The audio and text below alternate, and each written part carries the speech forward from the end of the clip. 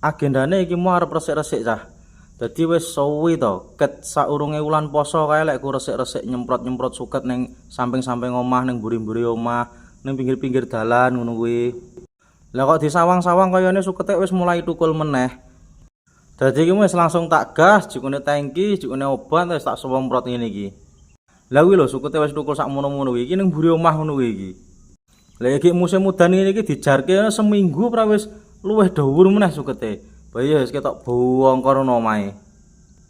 Dadi tekan mburi-mburi omah ini tak semproti kabeh wis ben ketok resik meneh. Lah iki ning samping-samping omah barang ya wis kaya ngene sukete. Lek awakmu piye cah? Tim semprot apa tim jabut lek enek suket-suket ning samping omah ngene iki? Dadi mbok bubuti apa mbok koreti apa disemprot kaya aku ngene iki. Lah aku ora telaten cah bubut-bubut koret ngono kuwi. Lah wis suwi malah keweju malahan. Ngene iki semprot jases-jases wis dhewe. Alah.